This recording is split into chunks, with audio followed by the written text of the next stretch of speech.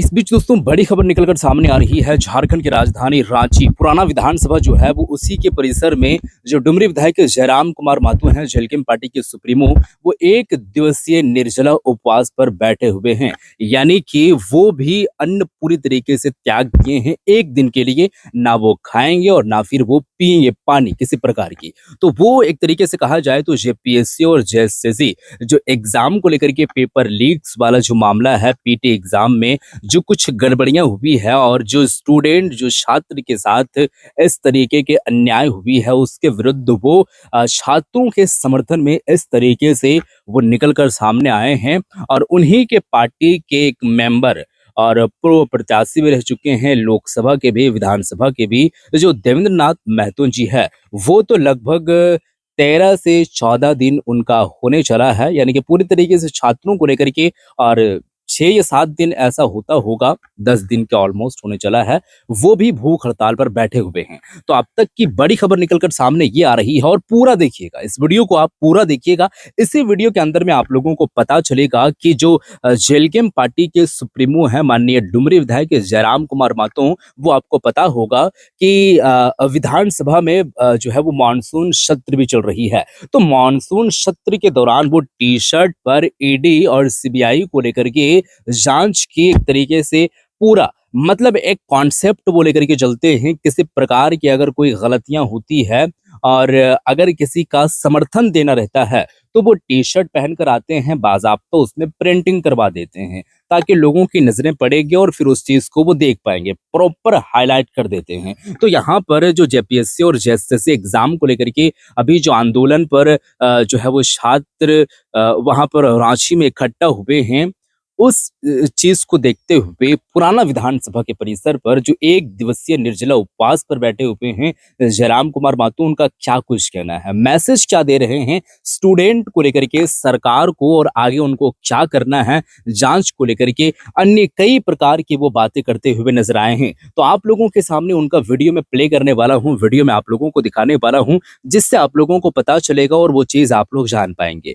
बहरहाल इस वीडियो को पहले आप लोग देख लीजिए, फिर मैं आगे की बातें करेंगे कि आखिर में क्या कुछ है। वीडियो पहले आप लोग देखिए। आया हम हैं तो अकेले ही ना होना पड़ेगा, क्योंकि हमने परमिशन विधानसभा के लिए लिया था कि हम विधानसभा परिसर में ही कार्य करेंगे।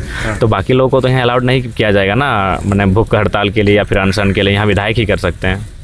नहीं, आप वहाँ भी कर सकते थे। वहाँ इसलिए नहीं किए कि हमें ऐसा लग रहा है कि जब हम जाएंगे तो सारा केंद्र बिंदु हम ही बन जाएंगे। अच्छा। सारा लाइमलाइट हम पे आ जाएगा, तो हम ये नहीं चाहते हैं। हमारी इच्छा है कि जो छात्र 15 दिनों से बैठे हैं वो अगुवाई करें, और वही तो जयराम चाहते हैं कि लाइमलाइट जो है इनको अकेले एकदम पूरा फोकस मिले। नहीं, हम चाहते हैं कि हमें ना मिले, इसीलिए हम तो इधर बैठे हैं जहाँ कोई नहीं जानता है, शहर से दूर। हम वहाँ जाएंगे तो सारा लाइमलाइट हम पे आ जाएगा। और झेलम का डेलीगेट नहीं है, वो छात्रों का डेलीगेट है। हाँ, वो इस पंडाल कह सकते हैं कि दूसरे पंडाल के छात्र हो सकते हैं, लेकिन वो झेलम का डेलीगेट नहीं है। आप नाम देख लीजिए, जिनका नाम है उनके हमारे पार्टी में सदस्यता भी नहीं है। अब हमको मानते हैं, हमको पसंद करते हैं, वो अलग बात है, वो सभी करते हैं। जो 18 साल से ऊपर है किसी न किसी राजनीतिक दल को पसंद करते हैं, तो इसका मतलब थोड़ी वो छात्र नहीं है। वो उसमें से कोई भी ऑथेंटिक हमारे संगठन का मेंबर नहीं है। दो चार चेहरे जो देख पाए हम लोग, जो समझते हैं कि वो झेलम से हमेशा जुड़े रहते हैं, आपकी गतिविधियों में शामिल रहते हैं। तो कल तो ऐसा ही कहा जा रहा था कि झेलम के गुट गए वहाँ मिलने। नहीं, बिल्कुल भी नहीं, वो छात्रों का गुट है। अभी इकबाल जी हैं, इकबाल जी हमारे केंद्रीय अध्यक्ष हैं अल्पसंख्यक मोर्चा के। अब बताइए, टीजीटी की परीक्षा में वो मेरिट में उनका नाम है, तो उसमें मेरा क्या दोष है भाई? क्या करें, वो अपनी नौकरी को छोड़ दें? ठीक है, अब हमारे संगठन में है तो वो अभ्यर्थी भी हैं, तो इसलिए इस बात को भी ध्यान रखना होगा कि वो अभ्यर्थी भी हैं और 15 दिन से भी बैठे हैं धरना पर। तो इसमें एक टेग ना लगना चाहिए। वहाँ झेलम का कोई ऐसा, झेलम में कोई बात के लिए जाएगा नहीं तो मैनेज क्यों होगा? झेलम का अपने 36 का आंकड़ा है सरकार से, हम मैनेज हो जाएंगे ना। तो झेलम भी उसी मजबूती के साथ छात्रों के साथ विधानसभा घेराव करें। 29 तारीख को जो हमारी मजबूती थी वही मजबूती 10 तारीख को होगी। पूर्ण समर्थन।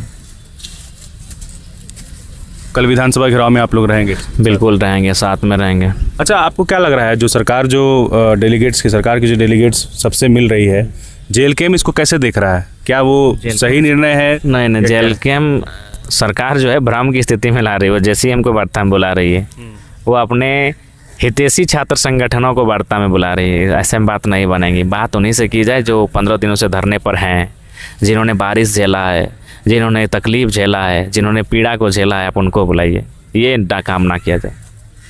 सरकार तो कह रही है कि हमको सुझाव चाहिए और मेरा दरवाज़ा खुला है सुझाव चाहिए और इसमें कलेक्टिव डिसीजन लेंगे हम लोग। कलेक्टिव डिसीजन क्यों लेंगे? आपने मांगा ही नहीं। अब गजब हाल है। मैंने कोई कह रहा है कि भूखे हम हैं, हमको भोजन चाहिए, और जब आप भोजन बांटेंगे तब बोलेंगे अरे नहीं, जो खाया है उसको भी दे देते हैं, सबको मिलना चाहिए। जो भोजन मांगा ही नहीं है उसको आप क्यों देंगे? जो मांग रहा है उसको दिया जाए। जो धरने पर बैठे हैं उनसे कलेक्टिव, ज़्यादा न्यूट्रल बनने की सरकार कोशिश ना करे। सरकार के मन में क्या चल रहा है ये सबको मालूम है। तो 3 बात बता दीजिए, 3 मांग बता दीजिए जयराम अपने ओरली, जिस पर छात्र आंदोलन वापस लेंगे और नहीं मानेंगे तो वापस नहीं लेंगे। पहला मांग TDPL और अभय तिवारी की संलिप्तता में जितने भी JPSC JSSC की परीक्षाएं हुई हैं रद्द करते हुए CBI ED की जांच करवाई जाए। रद्द, जांच और रिफॉर्म। ये जो 3 जो आप लोग एजेंडा सेट किए हैं, रद्द, जांच, रिफॉर्म, तो रद्द में क्या क्या रद्द होना चाहिए? तमाम वो परीक्षाएं जिनमें TDPL की संलिप्तता है। ठीक है। जांच में आप बोल रहे हैं कि ED SCBI, रिफॉर्म कैसे होगा? रिफॉर्म के लिए एक खुला डिस्कशन होना चाहिए विधानसभा में, सबकी राय मांगी जानी चाहिए। और उस दिन कहा जाना चाहिए कि आज आलोचना पे नहीं, राय पे, रिफॉर्म पे बात करिए, और जो निष्कर्ष क्षण कराएगा उस उन बिंदुओं के आलोक में रिफॉर्म किया जाए। या फिर वो सरकार गंभीरता से आगे बढ़ रही है? सरकार संवेदनहीन है। 8 दिन हो चुका है भूख हड़ताल का। 8 दिन में सरकार को बोलिए ना, 1 दिन रह के देखिए, किसी विधायक को बोलिए 1 दिन रह के देखे ना भैया। 8 दिन हो चुका है और आप कहते हैं आप संवेदनशील हैं, ये नहीं हो सकता है। आप पहले भूख हड़ताल तोड़वाइए। कैसे तुड़वाते हैं? आप सरकार हैं, गजब वाले सरकार आप हैं, राज्य के मुखिया आप हैं, और आप नहीं तुड़वा पा रहे हैं। पहले भूख हड़ताल तोड़वाइए। जी हाँ दोस्तों, जैसे कि वीडियो आप लोगों ने देख ली है और इस वीडियो के अंदर में आप लोगों को पता ये चला कि जो झारखंड सरकार से छात्रों की मांग है, और आपको ये भी बता दें कि झारखंड सरकार से मंत्रियों के द्वारा जो छात्रों की डेलीगेशन है पूरी तरीके से वार्ता के तौर पर, वो 1 दिन हुआ, 2 दिन हुआ, 1 बार, 2 बार, तीसरी बार जो है वो लगातार वार्ताएं हो रही है। लेकिन ये तीसरी बार वार्ता में किसी प्रकार की कोई मतलब समाधान उस तरीके से निकल करके सामने नहीं आ रही है। अब पता नहीं कि समाधान कैसे नहीं निकल पा रही है, सरकार को आगे की प्लानिंग क्या है, वो क्या प्लानिंग कर रहे हैं, उनका मकसद क्या है, वो पता नहीं है। लेकिन जो भी है, और सरकार से यही मांग है कि प्रॉपर जांच हो, जो दोषी है उन पर कार्रवाई हो, उन्हें जेल के अंदर में डाला जाए, और जो छात्रों की मांग है प्रॉपर, जैसे कि PT परीक्षा रद्द हो, फिर से रे एग्जाम हो,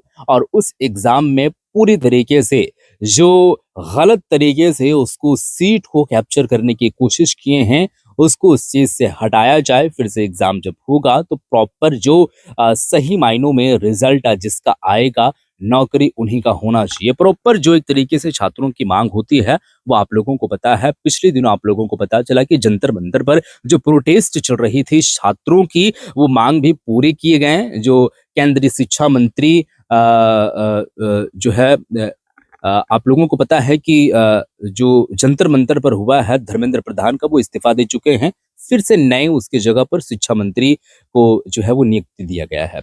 तो ये चीजें हैं, और आप लोगों ने वीडियो देखे हैं कि जयराम कुमार महतो का आखिर में क्या कुछ कहना है। उनका यही कहना है जो छात्रों का मांग है विशेष तौर पर उन्हीं को उसमें इन्वॉल्व आप कर लें, और फिर वही मांग है।